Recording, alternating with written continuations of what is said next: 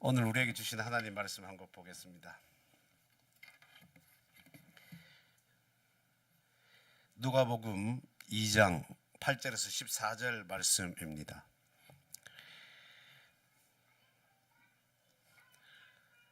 누가복음 2장 8절에서 14절. 이 말씀은 교회 안 다니시는 분들도 내용은 다 알지.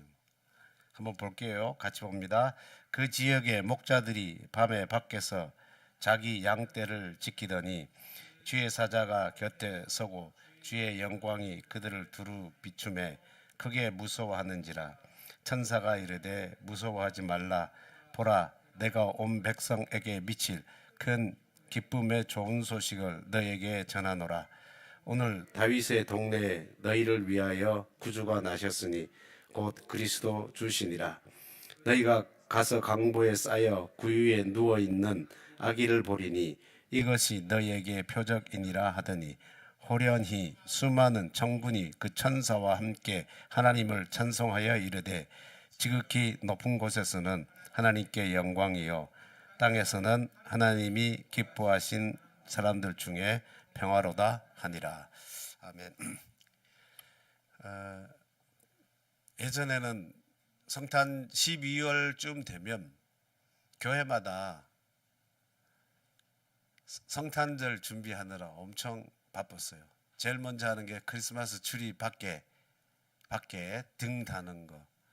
우리는 중학교 때 막 돕고 말했던 기억이 나고, 그 다음에 이제 교회 학교에서는 발표회 준비 많이 하잖아요.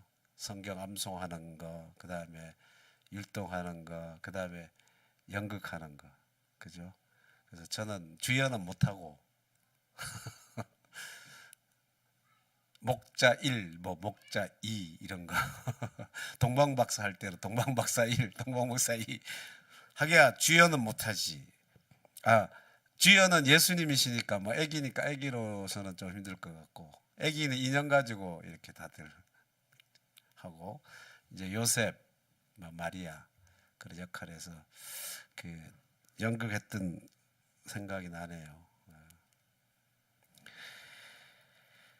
그때 저기 계시는 사모님하고도 중학교 때 한 것 같아. 이거 뭔가를 하나 맡아서 한 것 같아. 사모님을 했으면 마리아 했겠죠. 아닐까? 예, 나는 목자 2, 목자 3 정도. 오늘 본문 말씀에 보면 온 백성에게 미칠 기쁨의 좋은 소식이라 10절에 천사가 말 구유에 탄생하실 예수님에 대해서 기쁨의 좋은 소식이다 이렇게 수태고지를 하는 거예요. 잉태할 거라는 거예요. 오늘은 제가 두 가지 답을 시작으로 그 답에 대한 답과 질문과 그 질문에 대한 답을 가지고 성탄의 의미를 한번 생각해 보려고 합니다. 첫 번째가 뭐냐면, 아기가 태어나는데 그것도 어디에서 태어나요? 말구유. 말구유에서 태어나는 그 아기가 어떻게 온 백성에게 미칠 기쁨의 좋은 소식일까? 여러분 한번 그렇게 생각해 본 적 있어요? 우린 당연한 걸로 받아들이시는데, 도대체 그 아기가 나중에 이제 이름이 예수라고 해서 예수가 되는데, 예수는 흔한 이름이에요. 당시에 우리가 믿는 예수님만 아주 독특하고 유일한 이름이 아니라, 예수라는 이름은 굉장히 흔한 이름입니다. 여수아도 예수예요. 예슈아, 그 여수아예요. 우리 말로는 다 그 당시에 예수라는 이름이 많습니다. 그 오신 예수님이, 예수라고 하는 이름을 가진 그 분이 어떻게 기쁨의 좋은 소식인 복음이 될까? 그러면 그 복음의 내용은 도대체 뭔가? 한번 보려고 하는 겁니다. 근데 그 예수라고 하는 그 아기가 태어나는데, 구유에 태어나는데, 탄생하신 그 아기를 가장 먼저 그 소식을 알게 되고, 그 소식을 알고 찾아가서 만나는 첫 번째 사람들이 누구예요? 목자들이잖아요. 목자들. 지금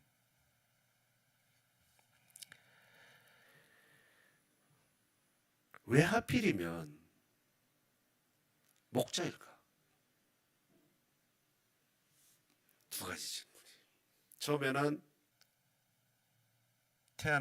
말구에 태어나신 그분이 어떻게 기쁨의 좋은 소식이 되고, 그 기쁨의 엄청난 사실, 이거를 좀 더 근사하게, 좀 더 화려하게, 뭔가 보란 듯이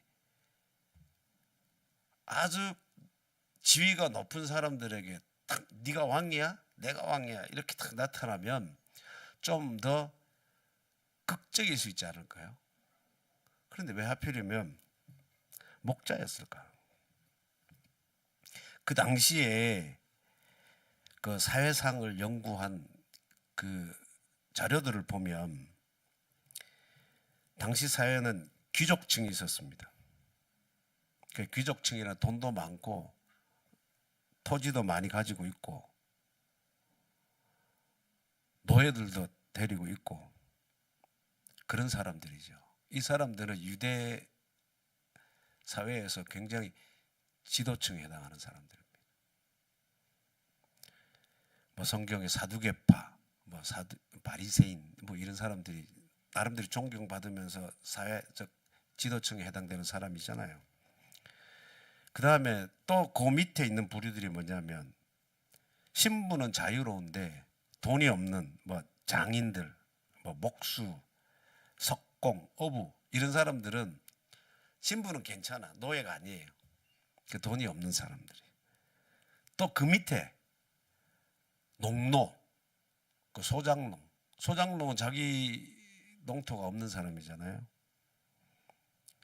또 소장농뿐만 아니라 노예는 아니지만 아주 가난하게 사는 사람들이 있었단 말입니다. 이런 분들은 자유는 있어. 뭐 시간적인 자유는 조금 마음대로 뭐 일이 없으니까 시간적인 자유는 가질 수 있을지 몰라도 물질의 여유가 없어요. 또 그 밑에 가장 최고 밑에는 세리들 같은 사람, 장녀 이런 사람들, 그런 부류들이 있었다는 겁니다. 그 목자들은 어디쯤 될까? 목자들도 하층이에요. 오늘 본문에 보면, 읽은 본문에 보면 이 목자들은 밤에 뭐 있죠? 밖에 있었다는 거예요. 보통 밤이 되면 어떻게 해야 되죠? 양들을 우리 안에 넣고 쉬어야지. 밤까지 그렇게 하고 있었다는 것은 아마 자기 양떼가 아니었을 가능성이 굉장히 높아요. 그러니까 목자 중에도 아주 굉장히 어렵게 그 남의 집 양떼들 돌봐주고 지켜주면서 근근히 살아가는 그런 가장 하층민 중에 하층민이었을 가능성이 높아요. 그 요즘으로 하면 아웃사이더입니다. 변두리예요, 변두리. 시간은 좀 낼 수 있을지 몰라도 물질의 여유가 없습니다. 그 시간도 자기 마음대로 시간을 관리할 수 있는 그런 사람들이 아니에요. 왜? 나무 밑에서 일하는 사람들이니까. 심지어는 예전에는 안 그랬어요. 구약에는 안 그래요. 그 다윗도 목자였잖아요. 그죠? 그 시대는 괜찮은데 계속 시대가 흘러가면서 예수님 당시에는 이 목자들이 어디까지 취급이 됐냐면 세리들과 똑같이 취급을 받았다는 거예요. 유대 사회에서 주도권을 가지고 있는 지배층에서 봤을 때는 아주 저 최하층에 해당하는 사람들이었다는 그 수준이 세리처럼 여길 정도로, 세리와 동급으로 여겨질 정도로 그런 사회적 포지션이 아주 저 밑바닥에 있는 천한 그룹이었다는 거예요.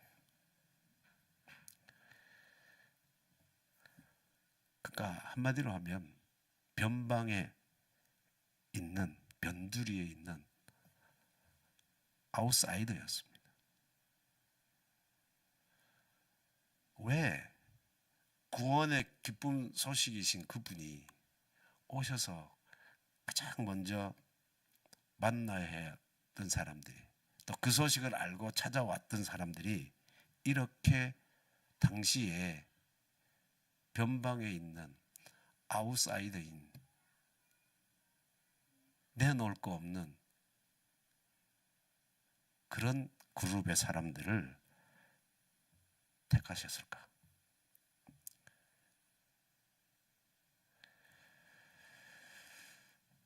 왜 이 사람들에게 구원의 기쁜 소식이 전해질 수밖에 없었을까요?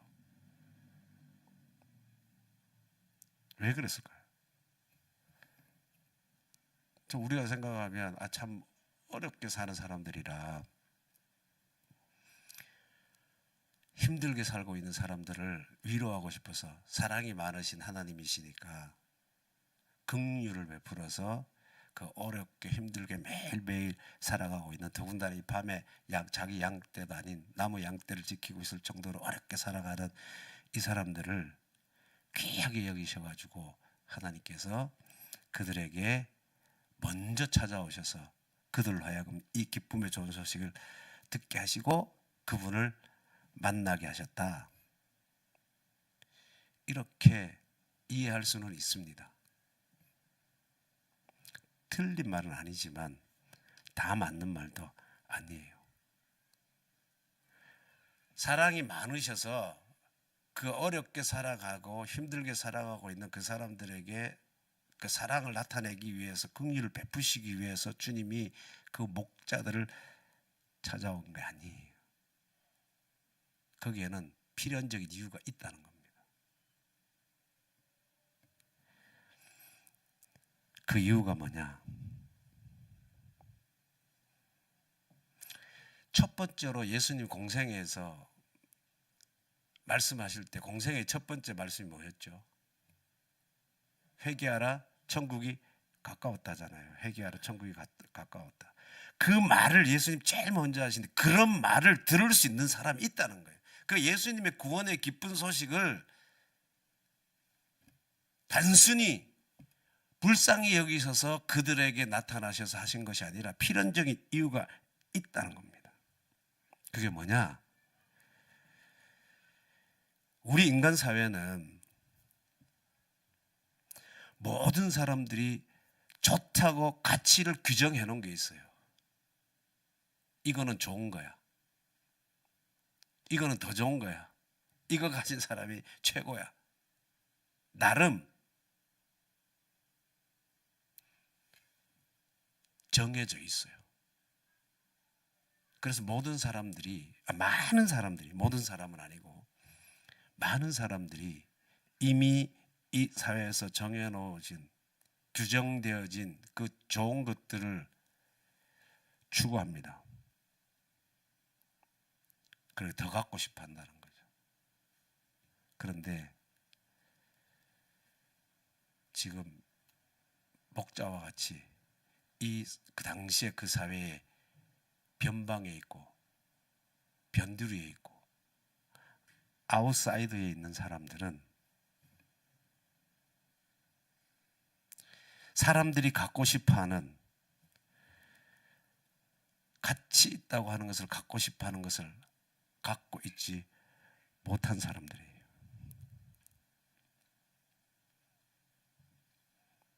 세상의 지도자들은 사람들이 갖고 싶어하는 그 모든 것들을 가장 많이 가지고 있는 사람들입니다.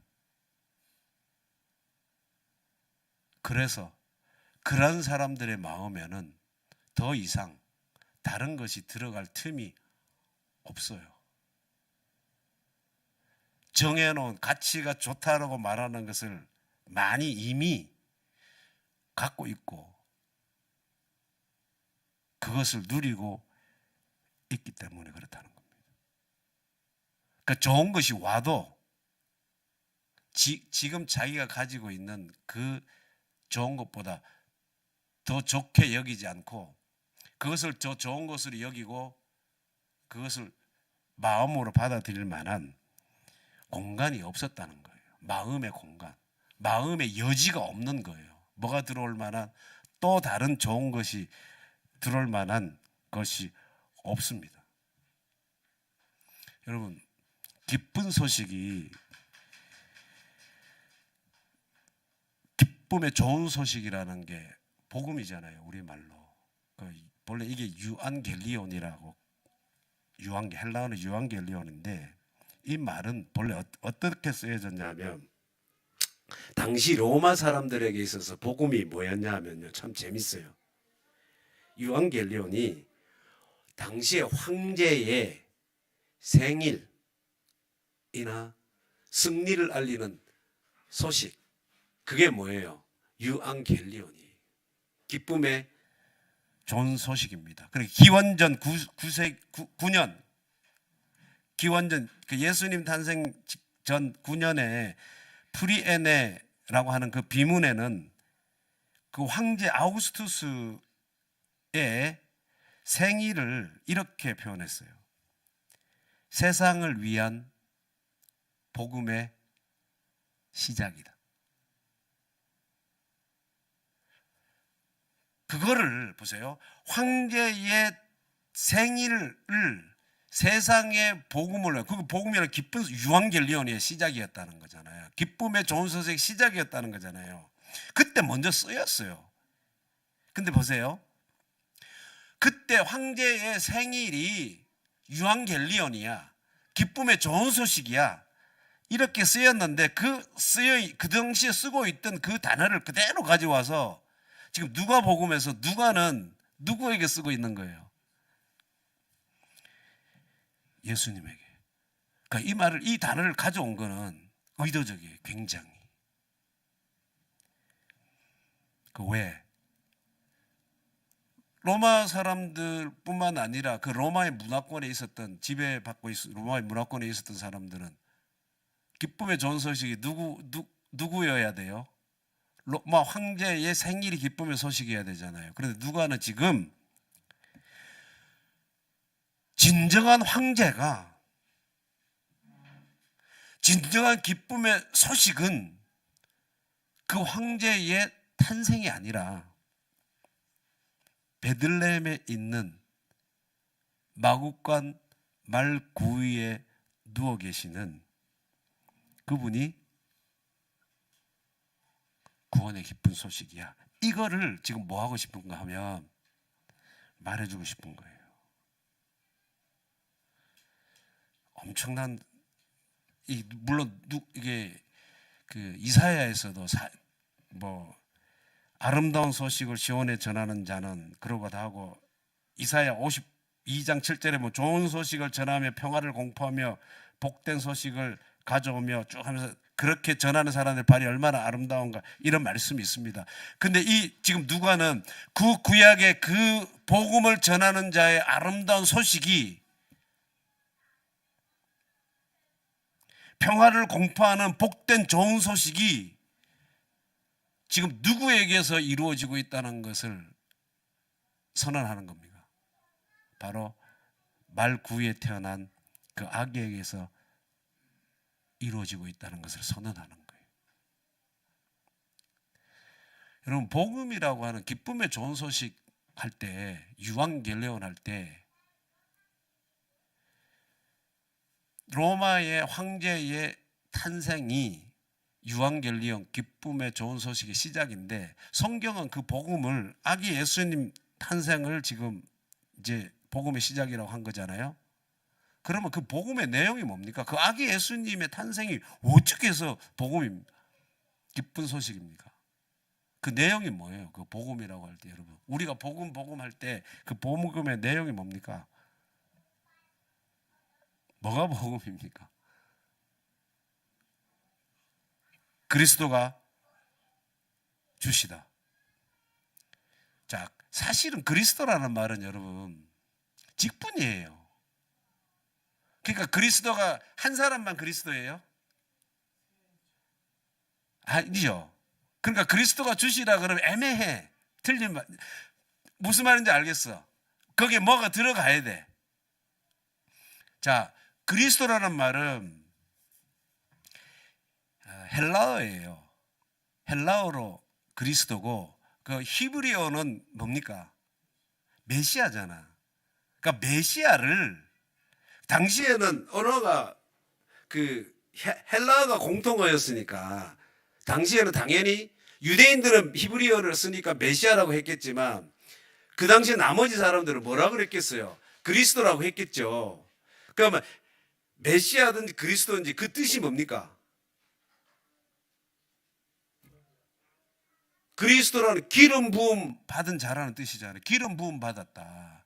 그러면 기름 부음 받은 자들이 구약의 당시에는 메시아인데, 그 메시아가 어떤 사람에게 기름 부어요? 제사장, 또 왕, 선지자, 이 세 직분을 가진 사람들에게 기름 붓잖아요. 그 임명하잖아요. 기름 붓고. 그러면 그게 메시아예요. 그러니까 그 사람들이 저 헬라어로 하면 뭐가 되는 겁니까? 그리스도죠. 그 사람들이 그리스도야. 그 그리스도가 주다 이렇게 말하면 반은 맞고 반은 틀린 거지. 그럼 어떻게 말해야 되냐면, 복음의 내용이 뭐냐면 로마서에 보면, 로마서 1장 2절에 보면 이 복음은 하나님이 선지자들을 통하여 그의 아들에 관하여 성경에 미리 약속하신 것이라.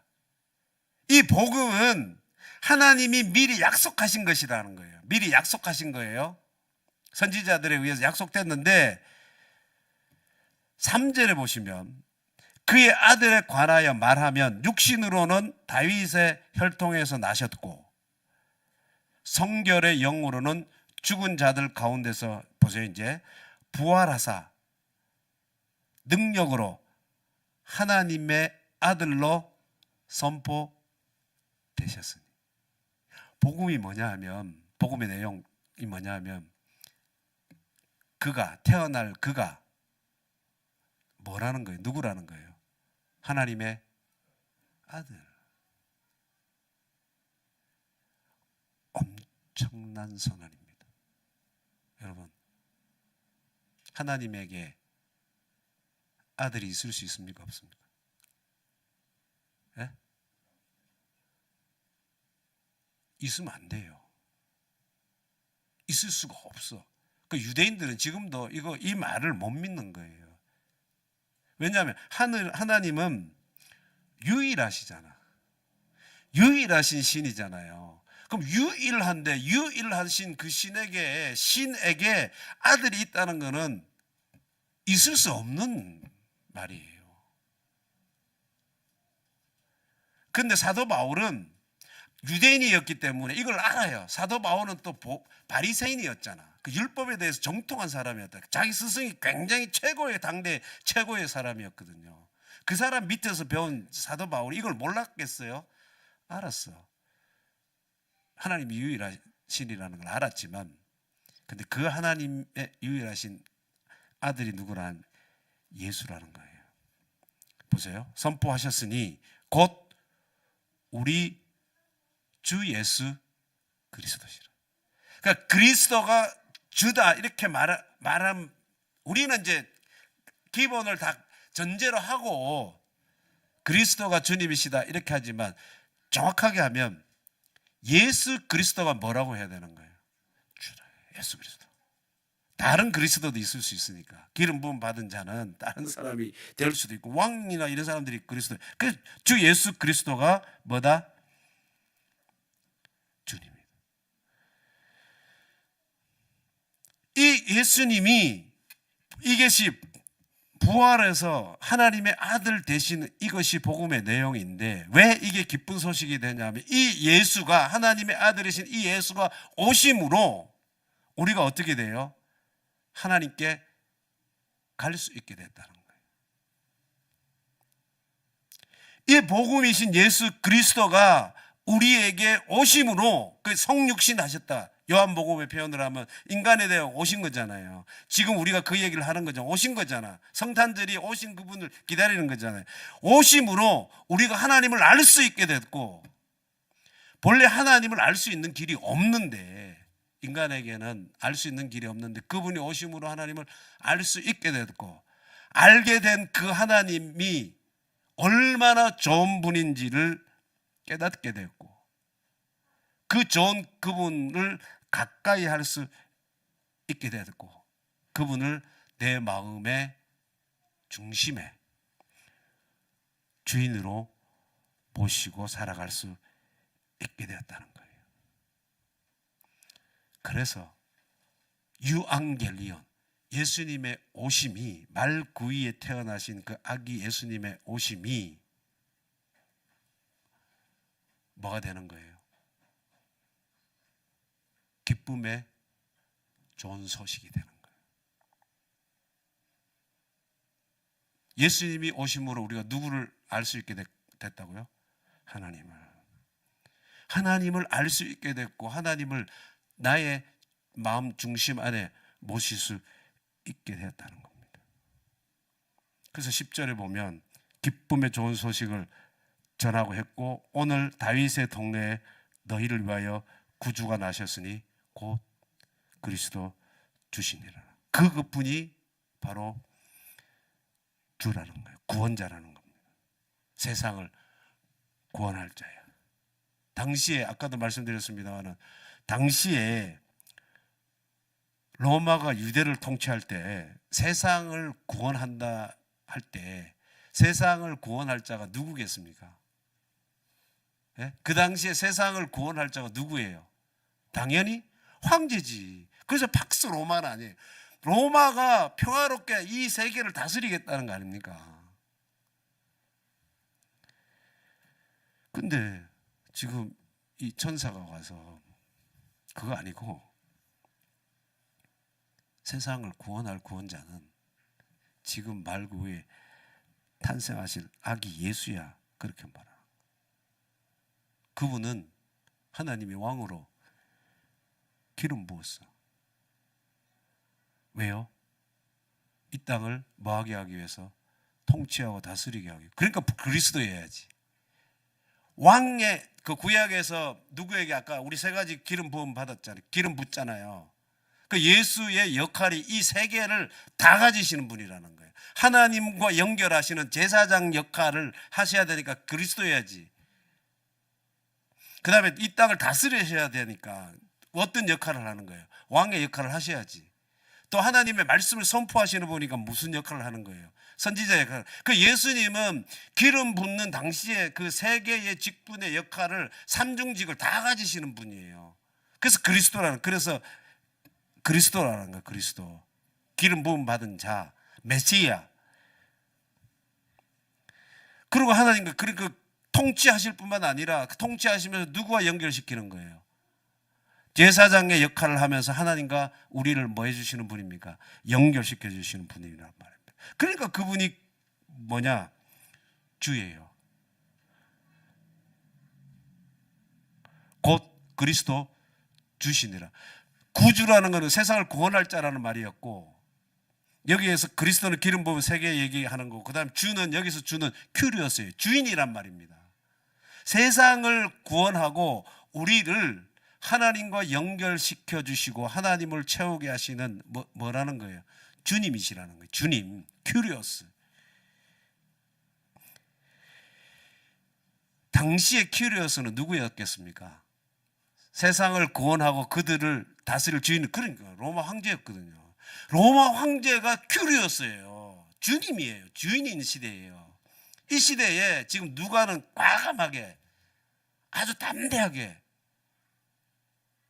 누구라고 얘기해 주고 있습니까? 예수님. 큐리오스란 말은 주님이란 말인데, 본래 하나님의 이름은, 유대인들은 하나님의 이름을 부르지 않았습니다. 하나님의 이름을 부르면 안 돼요. 그래서 그 하나님의 이름에 그 히브리어가 나오면 안 읽습니다, 그들이. 그러면 뭔가를 얘기를 해야 되니까 주님이라고 그랬어요. 그들이 주님이라고 그랬다고.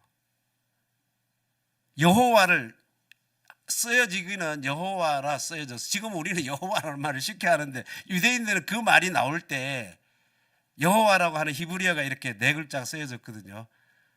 그게 네 글자가 보면 여호와인 줄 알지만 그들이 여호와를 읽어요, 안 읽어요? 안 읽었다고. 대신에 뭐라고 읽었냐면 주님이라고 읽었어요. 아도나이. 아도나이. 그러면 어떻게 우리가 여호와를 읽냐 이거를 신명 네 글자에 아도나이 할 때 아도나이라고 읽었을 때 그 모음을 있잖아요. 모음을 히브리어는 여러분 아시는 분 아시는지 모르겠지만 자음만 써요. 자음만 쓴다고. 본래 히브리어 글 쓸 때는 자음만 써졌어요. 그러면 여러분 자음만 써져 있으면 그걸 읽을 수 있습니까, 없습니까? 예? 자, 고운철 할 때 자음만 써 고 기억만 해놓고, 예? 밑에 니은만 해놓고 치은만 해놨다. 이렇게 하면 여러분들이 이게 그 다음에 뭐 자음 또 빼버리고 리을 해놨다. 이거 무슨 글씨인지 읽을 수 있습니까, 없습니까? 읽기 힘들 거예요.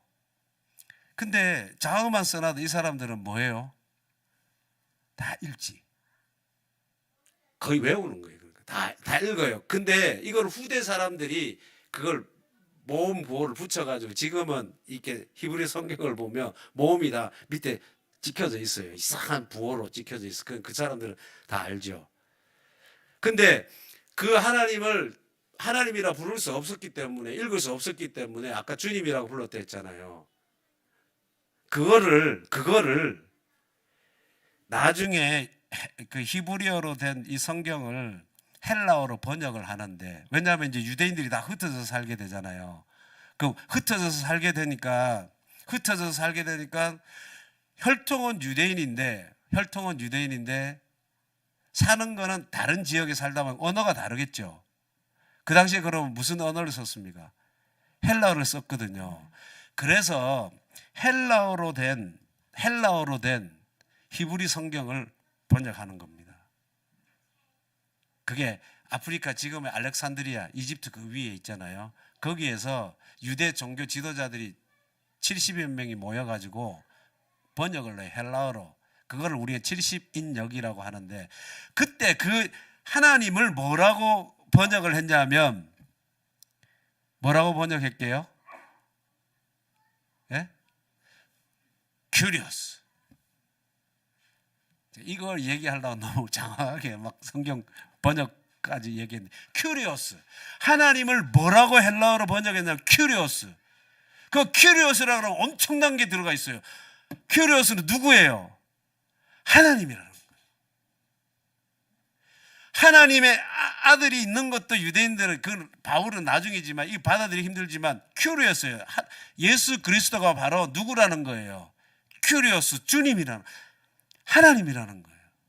주인이라는 거예요. 로마인에게는 구원자가 당연히 황제였고 그 황제가 통치하고 다스려야 되죠. 그분이 어떻게 보면 그 그리스어로 말하면 기름 부은 자지. 기독교적 용어로 채택하면 그 사람이 기름 부은 자고 그 사람이 구원자고 그가 누구여야 돼요? 주인 큐리오스야. 그런데 지금 누가는 너 아니야. 지금 강보에 쌓여 말 구유에 누워있는 그 사람이 신적인 권위를 가진 야훼야, 하나님이야. 파격적입니다. 거의 이거는 언어적으로 혁명이에요. 로마 황제가 구원자여야 했고 그가 그리스도여야 됐고 그가 큐리오스야. 근데 아니야. 진정한 왕은 황제가 아니라 말구유에 태어난 아기 예수님이에요. 이게 이게 기쁜 소식이라는 거예요. 이게 기쁜 소식이라는 거예요. 황제가 태어난 게 아까 기쁜 유한겔리온의 시작이라 했잖아요. 근데 누가는 그거 아니고 쭉 설명하면서 지금 말구에 태어난 그분이 유한겔리온이야. 세상에 새로운 왕이 태어났다고 하는 선언입니다. 이 땅에 새로운 주인이 나타났다고 하는 선언이에요.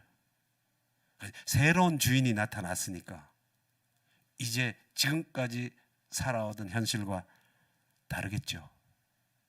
이제 새로운 주인이 통치하는 새로운 현실, 새로운 시대가 열렸다는 거예요. 다시 말씀드리면 세상은 한계가 됐다는 거예요. 세상에 대한 한계, 세상을 제한하셨어. 세상에 대한 종말을 선언하신 거지. 그리고 새 시대, 새로운 나라가 왔다는 거예요. 그러니까 복음은 여러분 단순히 어떤 문제 해결하고 축복하고 복 주고 이런 거 아닙니다. 복음은 좋은 것을 주는 거예요. 복음 그대로 기쁜 소식이잖아요. 기쁨이 좋은 소식이잖아요. 근데 기쁨의 좋은 소식의 내용이 뭐냐? 그 좋은 것의 내용이 뭐냐? 그 내용이 뭡니까?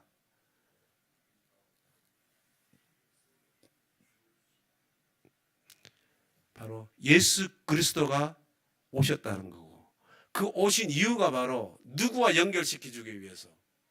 하나님과. 결국에 거쳐서 결국에 좋은 것의 내용이 뭐냐면, 기쁜 소식의 내용이 뭐냐면 하나님을 우리에게 주셨다는 거예요. 하나님이 우리에게 오셨다는 겁니다. 그 오셨다는 것은 우리가 하나님에게 어떻게 되는 겁니까? 우리가 하나님께 다가갈 수 있게 되었다는 거예요. 하나님이 오심으로 우리가 하나님께 갈 수 있는 거예요. 하나님이 우리를 알게 하심으로 우리가 하나님을 아는 겁니다. 여러분 절대로 착각하시면 안 돼. 내가 노력해서 성경 공부해서 목사님 설교 들어서 하나님을 알 수 있는 길은 없습니다. 그런 거 아니에요. 설교 들어서 알게 된 거는 그렇게 하나님이 뭐 하게 하신 겁니까? 알 수 있게 하셨기 때문에 그런 거예요. 하나님이 오셨기 때문에 우리가 다가갈 수 있는 겁니다. 사회 지도자들, 높은 위치에 있는 사람들은 아까 말씀드린 대로 좋은 것을 많이 소유하고 누리고 살아가는 사람들입니다. 그래서 그들에게는 세상에 더 좋은 것이 없어요. 왜? 이미 가지고 있으니까. 누리고 있으니까.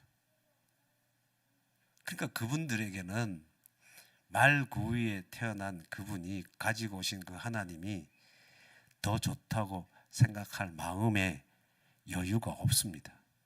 여분이 없는 거예요. 그러니까 그런 사람들에게 복음에 대해서 얘기하면 들릴까요? 잘 안 들릴 겁니다. 하나님의 이름은 불러요. 그러나 그 이름이 가리키는, 이름을 부를 때 이름이 가리키는 그분 있잖아요. 이름이 가리키는 그분을 좋아해야 되는데 좋아하지 않는다는 겁니다. 마치 달을 가리키는 그 손가락만 보는 거예요.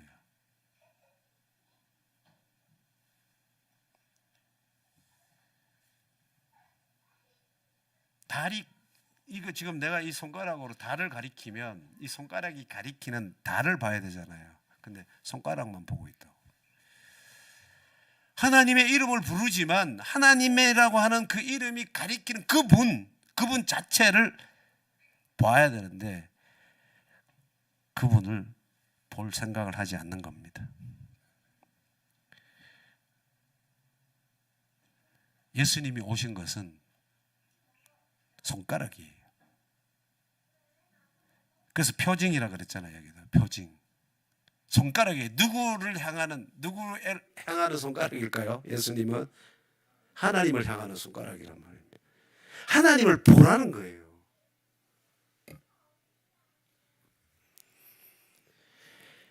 우리가 예수 믿는다 하면서 하나님을 못 보면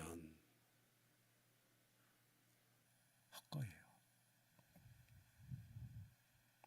근데 여러분 보세요. 목자들은 달랐습니다.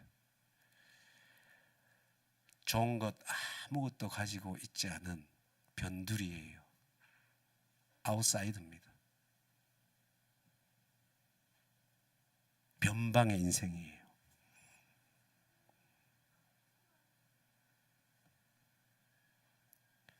천사들이 알려주는 그 소식을 마음에 가득 채울 수 있는 그런 자들이었다는 겁니다. 그렇기 때문에 왜 복자였을까? 자기 양도 아니고 돈도 없고 시간도 제대로 못 내고 그저 한다는 건 그냥 밤낮 없이 양만 돌보고 있는 그런 참 미천한 사람으로 살아가는 그런 사람인데, 좋은 것은 일도 가지지 못한 그런 사람들인데, 그런 사람들에게, 변방에 있는 그 사람들에게 기쁨의 좋은 소식이 들려졌다는 거예요. 여러분, 구원의 기쁜 좋은 소식이라는 것은 하나님을 유일하게 이 땅의 그 어떤 대상보다 더 좋다고 느끼고 그것을 가장 좋은 분으로 느끼게 해주는 것이 바로 뭐냐 하면 복음이라는 거예요.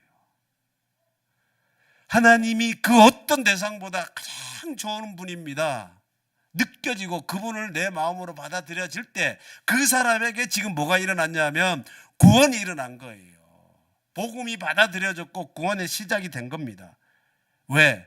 하나님보다 더 좋은 상태에 뭔가 있다. 하나님 외에 다른 대상이 내 마음의 첫 번째 대상으로 꽂혀 있다. 근데 그거를 성경은 뭐라고 해요? 예? 우상이고 더 다르게 표현하면 죄예요, 죄. 빗나갔다는 거 아닙니까? 하마르티아. 제가 죄라는 거는 빗나갔다는 뜻이거든요. 빗나가 있는 거예요. 마음에 맞춰야 될 관역이 있는데 그 관역에서 빗나가 있는 그게 죄입니다. 그 어디에서 빗나가 있냐면 내가 마음으로 맞춰야 될 대상은 관역은 하나님이에요. 그러니까 가장 좋음의 대상이 뭐여야 된다는 거예요. 하나님이어야 돼. 근데 좋음의 대상을 하나님 말고 다른 데 꽂혀 있어. 그러면 죄예요. 그 상태에 있는 많이 좋은 것을 가진 자들이 이미 그렇게 있는 거예요. 근데 거기에 하나님이 좋음으로 얘기하니까 안 들리는 겁니다. 근데 거기에서부터 좋음의 대상이 정해놓은 세상의 것들이 아니라 하나님에게로 꽂히게 되니까 그게 뭡니까? 해방이지, 해방. 죄로부터의 해방이지. 그러니까 죄로부터의 해방이니까 뭡니까, 여러분? 구원 아닙니까? 구원. 우리가 죄로부터의 해방이란 그거예요. 다른 데 꽂혀 있는데 지금 내가 갖고 싶고 누리고 싶고 좀 하고 싶은 게 다른 대상이 있는데 너 그거 말고 확 바꿔. 새로운 세상이 왔어. 누구에게로 바꿔? 하나님께로 바꿔. 이게 좋은 소식이라는 거예요. 여러분, 말구유에 누워서 계신 그분이, 그 예수 그리스도의 아기 예수가 오심이 큰 기쁨의 좋은 소식이 되려면 이제 대상을 바꾸어야 돼요. 그러지 않으면 절대로 예수님의 오심이 좋은 소식이 될 수 없습니다. 이제 대상을 바꾸셔야 돼요. 사도 바울이 예수 그리스도를 아는 그 지식으로 인해서 지금까지 내가 알고 있던 모든 것들을 뭘로 여긴다 그랬습니까? 배설물로 여긴다 했죠. 예수 그리스도를 아는 지식이 뭐냐면 바로 하나님과 연결되는 걸 말해요. 그분을 통해서 내가 이제 하나님을 실감한다는 겁니다. 그분을 통해서 내가 이 세상의 그 어떤 것보다 하나님을 크게 본다는 거예요. 내 삶에 일어나고 있는 그 어떤 문제보다 하나님이 나와 함께 하신다는 것을 더 크고 더 확실하고 더 분명하게 느낀다는 거예요. 그러니까 하나님의 존재감이 나에게 있어서 1등이라는 거예요. 이게 복음이에요. 이렇게 이게 맞다고, 이렇게 내가 살아야 한다라고 믿는 것이 뭐냐? 신앙입니다. 신앙. 사도 바울은 바뀌었습니다. 대상이, 좋은 것의 대상을 바꾸었습니다. 여러분은 기쁨의 대상이, 좋음, 나를 기쁘게 해주시는 그 대상이 뭐였습니까? 있었으면 좋겠고, 가졌으면 좋겠고, 누렸으면 좋겠고 하는 그런 그리움의 대상이 뭐였습니까? 바꾸라는 거예요. 뭘로? 예수 그리스도로. 이게 예수님이 오신 이유예요. 예수 그리스도로 바꿈으로 결국에 어디까지 가는 거예요? 하나님을 갖게 되는 겁니다. 그래서 예수님이 오신 겁니다. 예수께서는 위에서 오셨어요.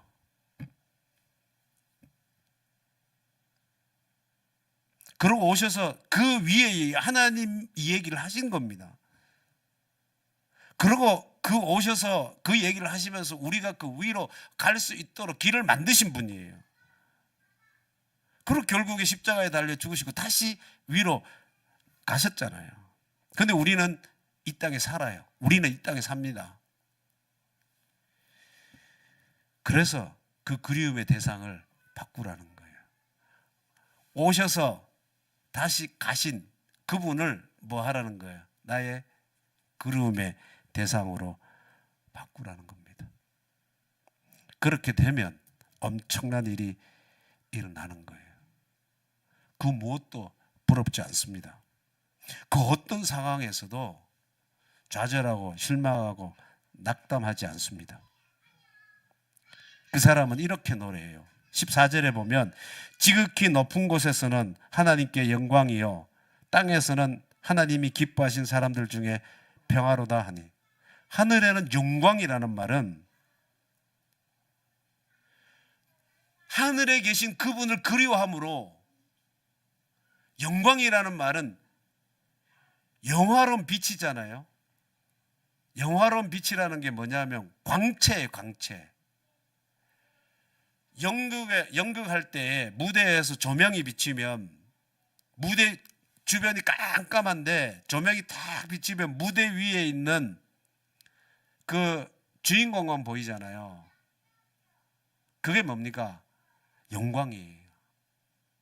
하늘에는 영광이라는 거, 하늘에 계신 그분만이 내 삶의 존재감 1등으로 보인다는 거예요.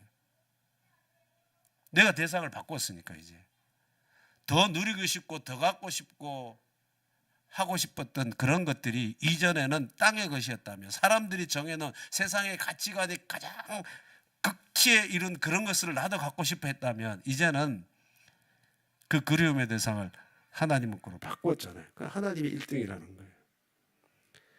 그래서 땅에는 평화다. 이 말은 뭐냐?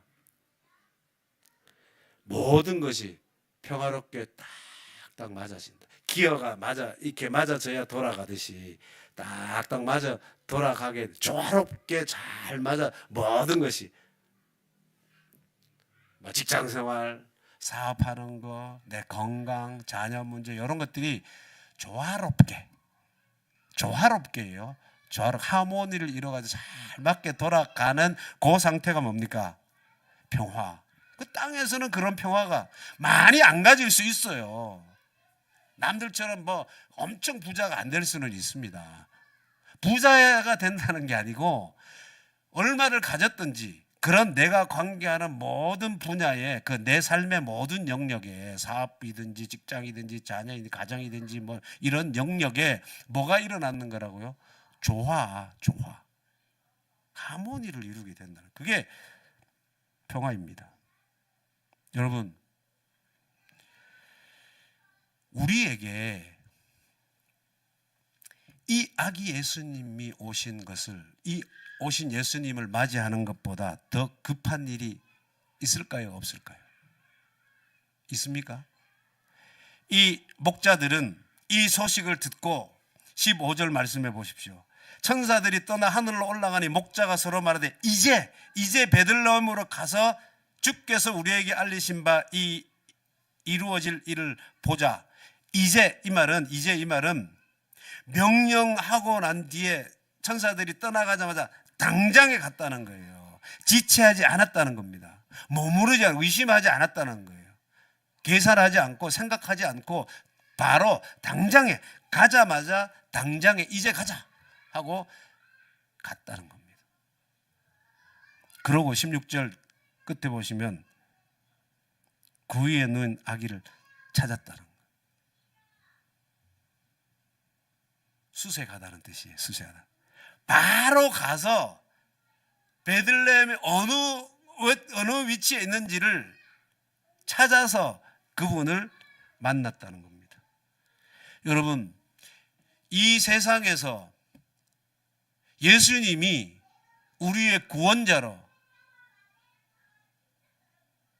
그리스도로 우리의 큐리오스로 오셨다라고 하는 이 사실보다, 그래서 그분을 내가 만나야 되는 그 사실보다 더 급박한 일은 없습니다. 그 어떤 세상의 일보다 먼저 반응해야 돼요. 누가 오신가? 예수 그리스도가 오신. 그런 마음을 가진 사람만이 이 성탄이 말 그 위에 태어나신 그 아기가 나에게 뭐가 돼요? 기쁨의 좋은 소식이 될 수 있습니다. 그래야 진짜 메리 크리스마스예요. 그 사람이. 이제 우리에게 말 그 위에 오신 예수님을 맞이하는 것보다 더 급한 일은 없습니다. 기도하겠습니다. 하나님 아버지, 참 고맙고 감사합니다. 말구유 가장 초라한 자리, 가장 낮은 자리, 가장 볼품없는 그 자리이지만 하나님은 아들 예수를 그곳에 나게 하셨습니다.